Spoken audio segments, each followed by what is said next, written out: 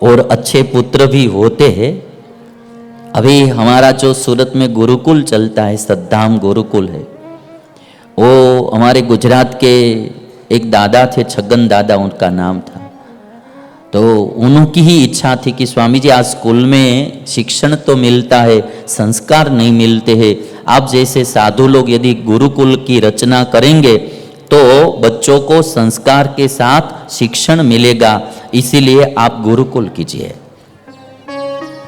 तो हमने गुरुकुल की, अभी ये दादा बस ये कोरोना में ही लॉकडाउन में दादा बीमार, करीबन 95 वर्ष की उम्र थी उनकी, 95 ईयर्स ओल्ड।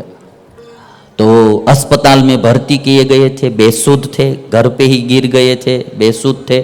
अभी ये जो पहले दादा है ना, पहले ताली बजाते, वो छगन दादा, तो उन्होंने बेसुध थे और अस्पताल में भर्ती किए गए। रात में वो सुध में आ गए। कोरोना में किसी को पास में तो जाने नहीं देते थे, पुत्रों को, सगे संबंधियों को। तो जो नर्स होती थी सेवा में, दादा जब जागे तो उन्होंने एक कागज और पेन मंगवाया और लिख दिया कि इतना इतना दान यहाँ यहाँ आप करना। अभी दादा का पोशाक वस्त्र देखेंगे तो एकदम सादे थे, मोबाइल भी नोकिया का वो रखते थे, बस एकदम सादा फोन, कुछ भी दिखता नहीं, अच्छी कोई भी चीज नहीं। और दादा कहते कि 1 करोड़ रुपया इधर दान में देना, 2 करोड़ इधर देना, और इतनी इतनी संपत्ति यहाँ यहाँ दान में देना। तो नर्स जो थी वो कहती थी कि दादा सूद में तो हो ने आप। दादा ने कहा मैं सूद में ही हूँ, मेरे पुत्र यहाँ आ नहीं सकते, मैं जो लिख के देता हूँ मेरे पुत्र को दे देना और इतना दान पुण्य करना। अभी दादा तो फिर चले गए, उनका निधन हो गया।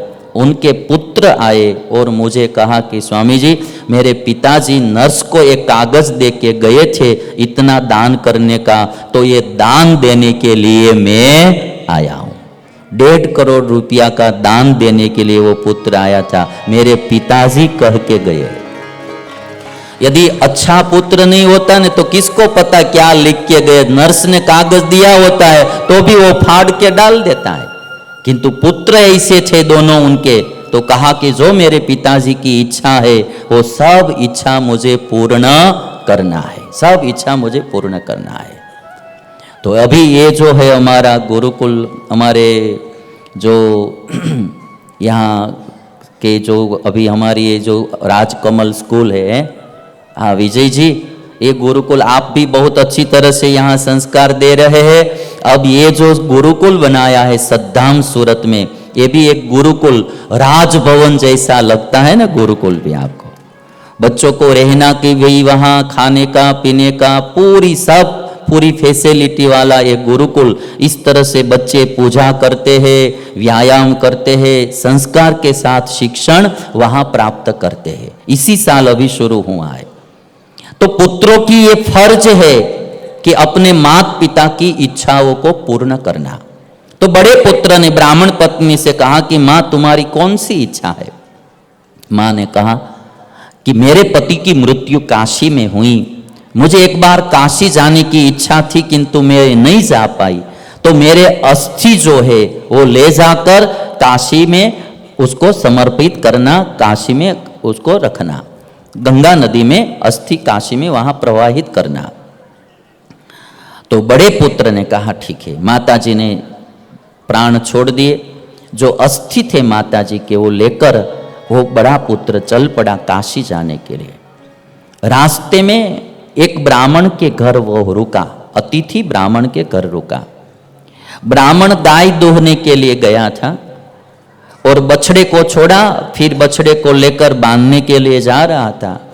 गृहस्थ जो जिस घर में रुके वो ब्राह्मण, तो बछड़े को लेकर जा रहा था। बछड़ा दूध पीने के लिए चाहता था, दूर जाता नहीं था गौ गाय से, तो ब्राह्मण ने एक लात मारी बछड़े को। बछड़े को लात मारी और इस तरह से उसको बछड़े को थोड़ा मार रहा था कुपित होकर ब्राह्मण। तो वो देखकर गाय रोने लगी। गाय रोने लगी तो बछड़े ने अपनी माँ से कहा कि माँ तुम रोती क्यों हो। एक कथा रूपक के रूप में लिखी गई है। तो गाय कहती है कि तुझे मारता है तो वो दुख मुझसे देखा नहीं जाता, मेरे पुत्र को मार रहा है। तो बछड़ा कहता है कि माँ, इस दुनिया में किए हुए कर्म के फल सबको भुगतने ही पड़ते हैं। किम कर्तव्यम क्व गंतव्यम कर्म बद्धा वयम यतः कृतं चैव यथा पूर्वं भुज्यते च तथाधुना। माँ, अब हम क्या करेंगे, कहाँ जाएंगे? जो कर्म किए हैं, पूरा संसार कर्मबद्ध है। जो कर्म किए हैं वो कर्म के फल भुगतने ही पड़ते हैं। जो पूर्व में किए हैं वो आज हमको भुगतने पड़ते हैं। और मां, हसता क्रियते कर्म, शिव पुराण में बछड़ा बोलता है, हसता क्रियते कर्म रुदता परिभुज्यते।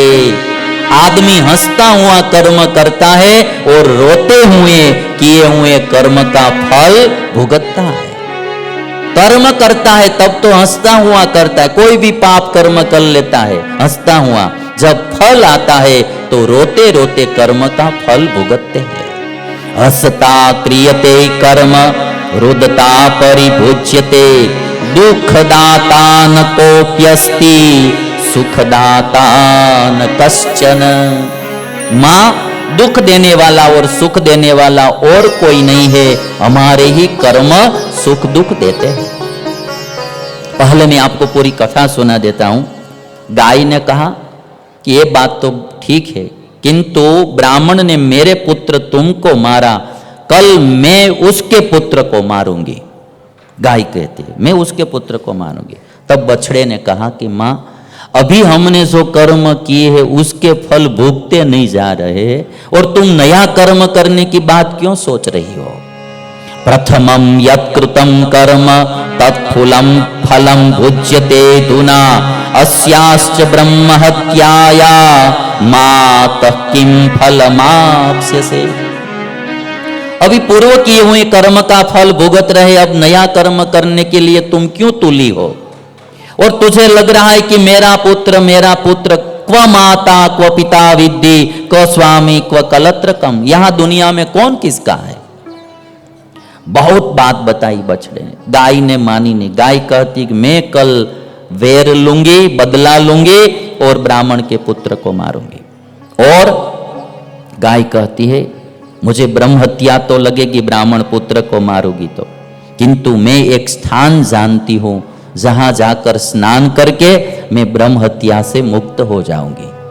तो जो अतिथि ब्राह्मण आया था, अपनी माता का अस्थि लेकर चला था, उन्होंने सुना कि वो स्थान कौन सा होगा कि जहां ब्रह्म हत्या से भी मुक्ति मिल सकती है, तो वो वहां रुक गया। गाय सुबह में जब सुबह हुई तो ब्राह्मण ने अपने पुत्र को गाय दोहने के लिए भेजा। गाय ने उसको अपनी सींगों से खूब मारा, वह ब्राह्मण पुत्र मर गया। ब्रह्म हत्या लगने से श्वेत गाय जो थी वो शाम हो गई, काली हो गई। श्वेत गाय काली हो गई और गाय चल पड़ी जो स्थान कहा था वहां स्नान करने के लिए। पीछे पीछे वो यात्रालु ब्राह्मण भी उसके पीछे पीछे चला और नर्मदा नदी के तट पर गाय ने नंदिकेश्वर जो महादेव जी है, नंदिकेश्वर महादेव के समीप में नर्मदा नदी में 3 बार गोता लगाया और 3 बार गोता लगाने से शाम गाय जो थी वो फिर से श्वेत हो गई और पाप से मुक्त हुई। यह देखकर यात्री ब्राह्मण ने सोचा कि मैं भी यहां स्नान कर लूं, तो उसने भी वहां स्नान कर लिया। जब ब्राह्मण चलने लगा तब गंगा जी ने प्रकट होकर कहा कि तुम्हारे माता की अस्थियों को यहीं तुम प्रक्षिप्त कर दो, क्योंकि आज वैशाख शुक्ल सप्तमी का दिन है और प्रतिवर्ष इस दिन गंगा जी यहाँ नर्मदा में प्रकट होती है, इसलिए आज मैं स्वयं गंगा जी यहाँ आई हो, आप यहीं अस्थि विसर्जन कर दो। तो ये जो एक लिंग है उसको शिव पुराण में नंदिकेश्वर लिंग कहा गया है।